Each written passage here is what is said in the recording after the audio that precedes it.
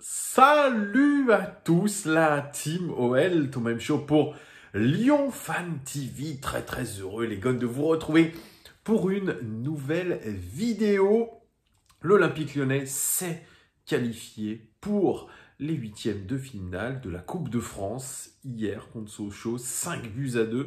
C'était un beau match, franchement, on s'est régalé. Oui, on peut le dire, on a vu des beaux buts, on a vu des joueurs qui se sont illustrés, notamment un certain Ryan Cherki, lui qui était passé en conférence de presse. Je vous l'avais dit, j'avais apprécié cette conférence de presse de Ryan Cherki. Il avait dit qu'il était bon sous la pression. Eh bien, il l'a prouvé, sous pression, il a été bon, il a fait un match absolument incroyable, même si c'est face à Sochaux, même si c'est face à un club de Ligue 2, il a été quand même plutôt impressionnant dans sa capacité à gérer la rencontre, à être décisif quand il le fallait, même s'il aurait pu marquer plusieurs autres buts, il a été sérieux, il a en tout cas, je trouve, étoffé son jeu, donc bravo à lui, félicitations. Un Olympique Lyonnais un petit peu new look, il y avait de nouvelles têtes dans cette composition. En tout cas, c'était une composition assez inédite avec Julian Pollersbeck dans les cages, Djabel Benlamri et Diomandé en défense centrale. On avait Mathia Descheglio, enfin, à droite, Melvin Barr à gauche, milieu de terrain, Bruno Guimaraes en numéro 6, Paqueta, Aouar, et puis un trident offensif aussi new look, avec Maxwell Cornet, Islam Slimani et surtout Ryan Cherki. Donc vous voyez, une équipe plutôt new look, une équipe qui est sur le papier, en tant que supporter, nous faisait un petit peu saliver, parce qu'on a toujours cette habitude à l'OL de jouer avec les mêmes joueurs. En tout cas, Rudy Garcia aligne souvent la même équipe. La Coupe de France, c'est un petit peu le match des coiffeurs, entre guillemets.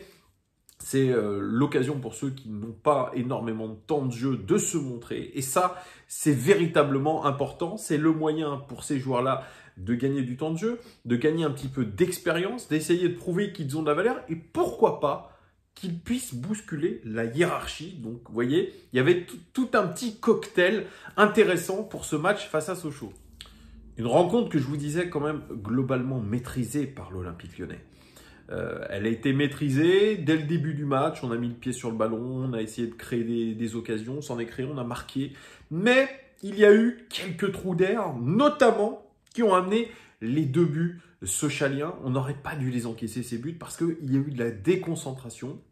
Alors bien sûr, il y a une responsabilité de la ligne défensive, mais pas que. La ligne du milieu de terrain, les milieux de terrain n'ont pas assez protégé la ligne défensive. Et bien évidemment, on s'est retrouvé très exposé, et notamment Julian Pollersbeck qui a encaissé malheureusement ses deux buts. Alors on va rentrer un petit peu dans le vif du sujet avec les statistiques générales. 67% de possession pour l'Olympique Lyonnais, 33% côté sochalien. Donc on a eu la possession de balle, ce qui est très bien. Au niveau de la domination de l'Olympique Lyonnais, elle s'est matérialisée par 21 tirs quand même. On a assailli le but sochalien. 9 tirs quand même côté sochalien. 11 cadrés sur 21 pour les Lyonnais. C'est une statistique pas mal. Même si, voilà, on doit pouvoir, face à un club de Ligue 2, c'est-à-dire la division inférieure, nous sommes un club de haut de tableau de la Ligue 1, on doit être capable de plus cadrer nos tirs et de peut-être avoir plus marqué de buts et de ne pas avoir en encaissé un peu trop. On doit être exigeant, c'est ce que Rudy Garcia disait après le match. On doit montrer qu'on a vraiment cette division d'écart. Et je suis un petit peu d'accord avec lui. 4 cadrés sur 9 tirs pour les Sochaliens, c'est loin d'être mauvais, puisque leur buteur, Bédia, qui est rentré dans ce match, a marqué 2 buts, 2 très beaux buts quand même à mettre à son actif. Au niveau des big chances, des grosses occasions créées par l'OL, 3 big chances créées par l'OL sur 5 buts, ce qui est plutôt pas mal. 2 big chances créées pour les Sochaliens sur 2 buts. Pas mal. 17 tirs dans la surface de réparation côté lyonnais, 4 tirs dans la surface de réparation côté sochalien. Donc vous voyez, on a été dans cette surface de réparation, on a été là où on voulait être, on a été pressant, on a voulu on a voulu plutôt presser haut, ce qui a été le cas et ce qui nous a donné beaucoup d'occasions, notamment dans cette surface de réparation socialienne. Au niveau des duels aériens, intéressant de noter que les deux équipes ont 9 duels aériens gagnés. Au niveau des duels gagnés, eh bien, c'est kiff bourricot. C'est ça qui est assez hallucinant. 43 duels gagnés pour les Lyonnais, 37 duels gagnés pour les Sochaliens. Au niveau des tacks, kiff bourricot aussi, 11 tacks réussis côté Lyonnais, 15 tacks réussis côté Sochalien, qui a eu aussi beaucoup plus le temps de défendre que nous. Donc c'est normal qu'ils se retrouvent avec plus de tacles. Au niveau des statistiques individuelles, des notations, même si hier dans Lyon Live TV, on a débriefé, on a donné certaines notes, pas toutes les notes, mais on a fait une réaction à chaud. Moi je trouve que c'est intéressant aussi, c'est de faire cette réaction à froid aussi. C'est ce que je fais avec ces statistiques. Alors Julian Pollersbeck, c'était son premier match hier. Eh bien, il a fait un match plutôt moyen, Julian Pollersbeck. On l'a vu, son style de jeu, c'est être plutôt loin de sa cage, loin de sa ligne de but, plutôt comme un 11e joueur de champ, un petit peu à l'école allemande, Julian Pollersbeck, mais il ne fait pas un bon match. Force est de le constater, puisque notamment sur le deuxième but, il est un petit peu responsable. Certes, il y a un trou d'air de notre équipe au niveau défensif, mais en tout cas, il sort mal. Il se met trop lentement au sol, donc ce n'est pas une très très bonne première. C'est un match moyen pour Julian Pollersbeck. Je note à 5 sur 10. Diomandé, c'était peut-être la déception d'hier, celui qui a touché le plus de ballons, 115 ballons. C'est une vraie déception, d'ailleurs Rudy Garcia le dit dans sa conférence de presse d'après-match. Il dit c'est vrai qu'il n'a pas fait un très bon match, mais qu'il doit progresser, continuer à travailler à l'entraînement. Oui, j'ai un stylo vert. Honte à moi. Une interception côté Diomandé, un tacle réussi, 2 duels réussis seulement sur 5. Un duel aérien gagné. Les statistiques défensives sont assez faibles. Ce à quoi on peut rajouter les 14 ballons perdus. Il a vraiment pas fait un bon match. C'est peut-être son moins bon match depuis qu'il est rentré dans cette équipe lyonnaise, malheureusement. Peut-être qu'il paye aussi le fait de ne pas enchaîner les matchs. Il était bien parti avec certaines blessures, la suspension notamment de Marcelo, la blessure de Denayer. Malheureusement, là, je ne sais pas si c'est un défaut de concentration aussi. C'est quelque chose qu'il doit travailler, cette concentration. Mais en tout cas, ce n'est pas un bon match pour lui. Je le note aisément, facilement. 3 sur 10 de Diomandé. Ben Lamry, un but, premier but pour lui sous les couleurs lyonnaises. C'est un très beau but, vraiment, sur corner. Belle tête au premier poteau, bel appel surtout au premier poteau. Très beau but. 4 dégagements pour lui, pour la défense de la surface de réparation. Une interception. Un tacle réussi. 2 duels réussis sur 4 et 4 duels aériens gagnés. C'est plutôt un bon match pour Ben Lamry. Petit point noir, il aurait pu être expulsé sur cette faute, sur le joueur sochalien qui est sorti d'ailleurs sur blessure. Mais c'est un match dans l'ensemble satisfaisant. J'aurais aimé qu'il ait plus de maîtrise dans la relance, dans le jeu de relance. Mais en tout cas, intéressant, Ben Lamry. Lui qui a encore moins de temps de jeu que Diomandé. Eh bien, il a répondu présent dans ce match. Et plutôt d'une belle manière quand même. Même si, évidemment, quand vous prenez 2 buts comme ça, la ligne défensive est clairement responsable. En tout cas, pour son but et pour sa prestation, c'est un 6 sur 10. Melvin Barr, lui aussi, avait du temps de jeu. Espéré pour lui en tout cas, puisqu'il est barré, je vous le rappelle, par Maxwell Cornet et Mattia Deschiglio dans ce poste de latéral gauche. 2 dégagements pour lui, un tacle réussi, un duel réussi sur 2 duels aériens réussis et 8 ballons perdus pour lui. D'ailleurs, un ballon perdu très haut, mauvaise transmission, et derrière, ça a donné le deuxième but sochalien. Une prestation moyenne, très moyenne de la part de Melvin Barr, qui ne s'est pas illustré comme je pense qu'il l'aurait voulu. Peut-être un petit peu de crispation pour lui, peut-être aussi la difficulté de ne pas débuter beaucoup de matchs, de ne pas rentrer en cours de jeu, ça aussi. Mais malheureusement pour lui, c'est pas un match où il a gagné forcément beaucoup de points. D'ailleurs, il n'en a pas parlé dans sa conférence de presse d'après-match, Rudy Garcia. Malheureusement pour lui, je pense qu'il va rester un petit peu loin dans la hiérarchie. Moi, je pense que c'est un joueur qui a des qualités, ça se voit. Mais il a besoin de jouer. Et avec la non-reprise des championnats professionnels, de championnats amateurs, pardon, eh bien, il n'a pas l'occasion de pouvoir enchaîner les matchs. Et ça se voit, c'est criant. Il va falloir trouver une solution pour ce joueur. Probablement, peut-être le prêter la saison prochaine. Ça sera la meilleure option pour lui. Il a besoin de jouer. J'aurais été à sa place. Je serais parti au mercato. J'aurais été prêté comme les Jan Lucas qui fait un malheur du côté de Brest. Donc, Melvin Barr, pour moi, c'est pas une bonne prestation. C'est un 4 sur 10. Mattia Di Sceglio, enfin aligné à son bon poste, c'est-à-dire latéral droit. Une passe décisive pour lui. Et quelle passe décisive! Superbe centre en première intention, tendu, comme ils le font, dans la bonne zone pour un magnifique but d'ailleurs de Maxwell Cornet. Donc une passe décisive pour lui. Un dégagement, une interception, un duel réussi sur 5. Ça, c'est un petit peu le point noir, ce qui me dérange un petit peu. Un duel aérien gagné pour lui. 2 centres réussis sur 2 et puis une passe clé, une passe décisive.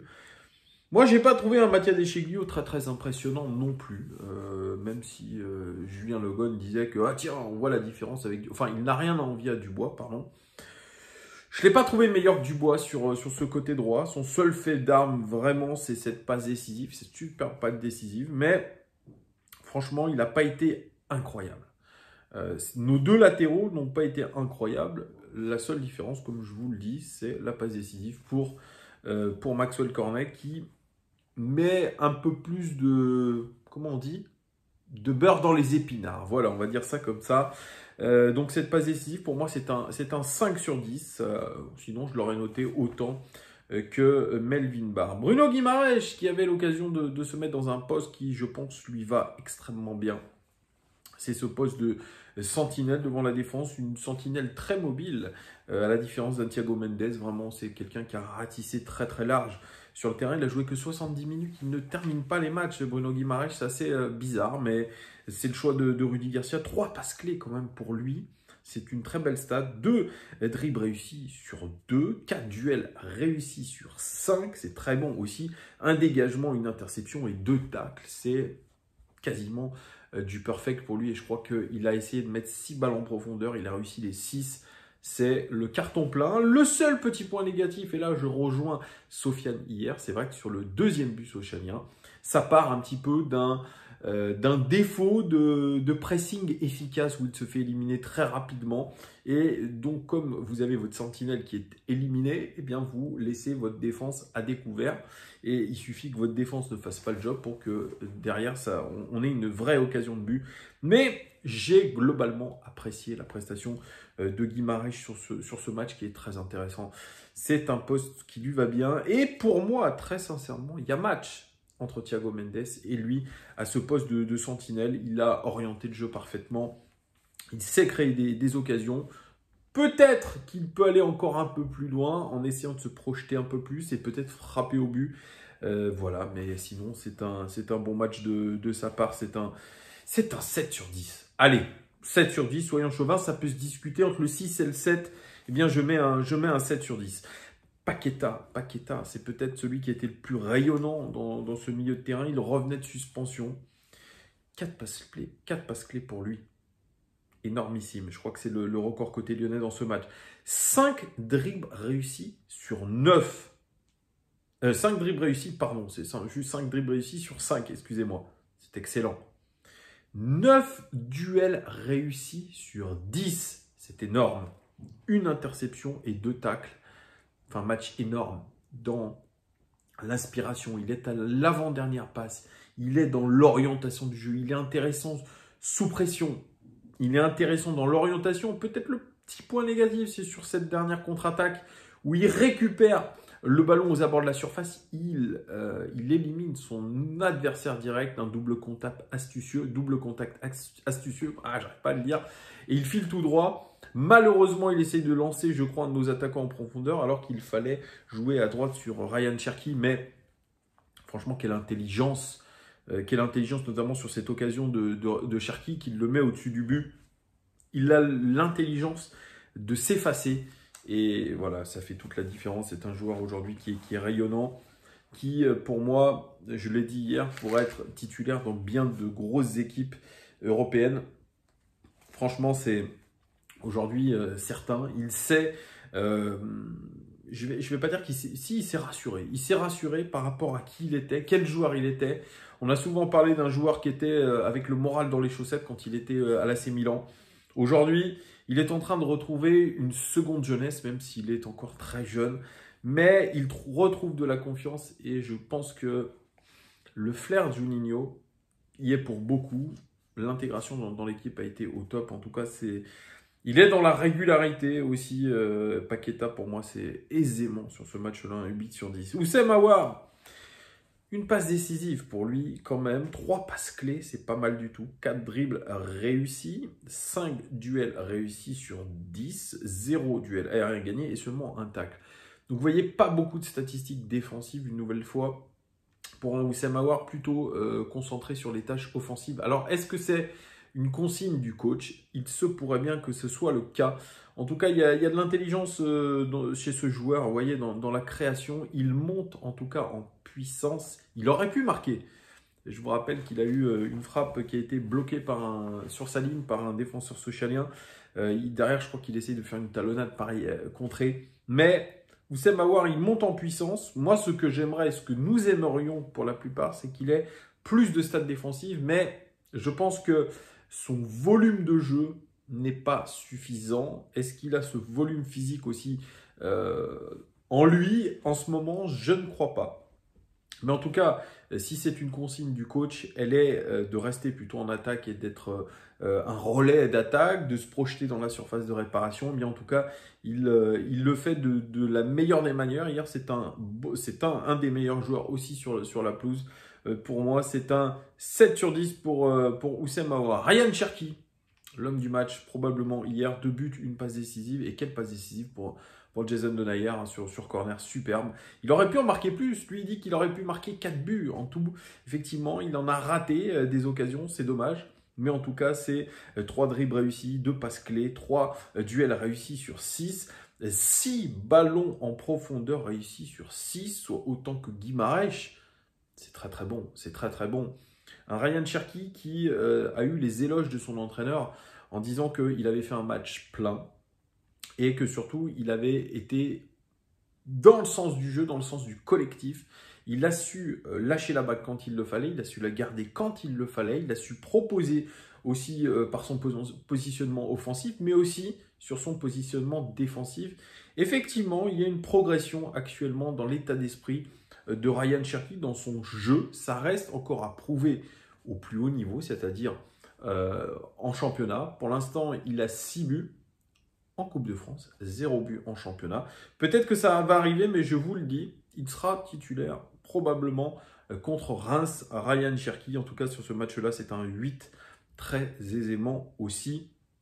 Maxwell Cornet, positionné dans un rôle d'attaquant, c'est possible que le coach ait voulu le remercier, en tout cas pour ce qu'il fait défensivement en tant que latéral gauche.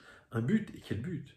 Alors Julien Le Guen me dit, ouais, il met un but du tibia. Non, ils mettent un très beau but, très spectaculaire. Ils se projettent bien dans cette surface de réparation parce qu'on a vu que Islam Slimani a beaucoup décroché et qu'il fallait absolument qu'un attaquant vienne en position axiale. C'est ce qu'il a fait sur ce centre de Mattia De Sciglio, au bon endroit, au bon moment et avec un très beau geste. Un but, une passe décisive, 3 passes clés pour Maxwell Cornet quand même. 2 centres réussis sur 2, un dribble réussi sur 5. 3 interceptions, un tacle, lui qui a coulissé en seconde mi-temps en tant que latéral gauche à la sortie de Melvin Barr. C'est un match plein aussi pour Maxwell Cornet. Beaucoup qui critiquent sa technique. Il a mis aussi un poteau.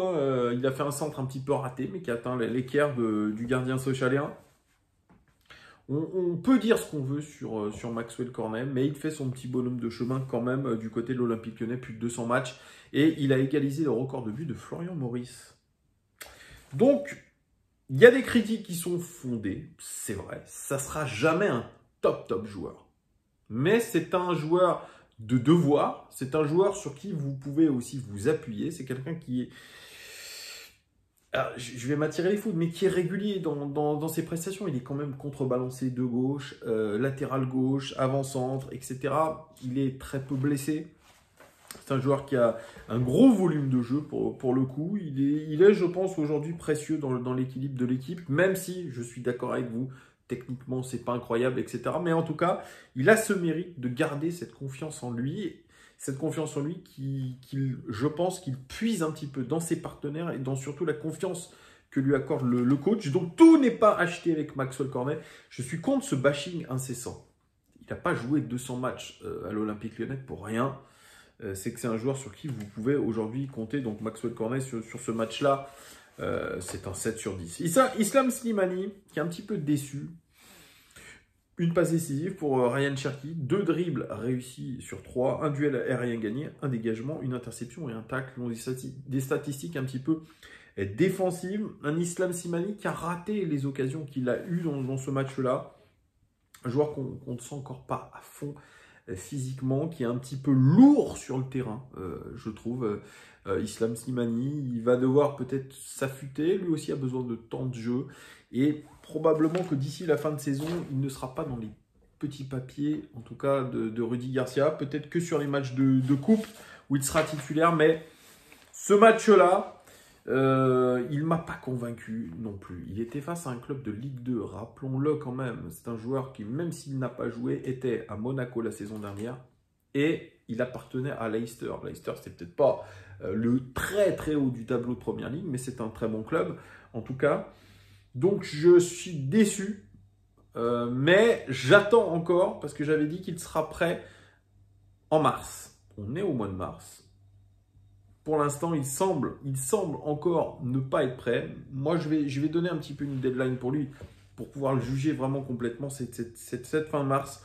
On verra où il en est physiquement, en termes de minutes de jeu aussi, Islam Slimani, d'ici la fin mars. En tout cas, c'est un match moyen. Donc pour moi, c'est un 5. Denayer qui est rentré parfaitement dans ce match, puisqu'il a mis un très beau but de la tête. Donc c'est pas mal, mais on a vu que les titulaires de défense centrale, ça sera probablement jusqu'à la fin de la saison. Denayer et Marcelo, ce sont les vrais 2 titulaires. Voilà, en tout cas, victoire de l'Olympique Lyonnais, qualification, et c'est le plus important. On a vu des belles choses, on a vu quelques trous d'air où il va falloir un petit peu, voilà, toujours travailler cette régularité. C'est cet axe de progression que doit absolument chercher je pense Rudy Garcia et son staff, la régularité au cours d'un même match. On a des trous d'air, on joue une mi-temps sur 2, ce qui n'était peut-être pas le cas hier soir, mais en tout cas, voilà, on a assuré l'essentiel, nous sommes qualifiés. N'hésitez pas à commenter les notations que j'ai mises, mes commentaires, dites-moi tout ce que vous pensez sur ce match-là, et on se retrouve probablement, je vous le dis, jeudi soir, 21h. Ce sera notre cadeau entre guillemets des 10 000 abonnés. D'ailleurs, on vous remercie encore. Il y aura une foire aux questions. Ça durera 1 heure. On sera avec toute l'équipe. Vous aurez le droit de nous poser toutes les questions que vous voudrez. Très bonne fin de week-end. Bon dimanche à vous. Ciao!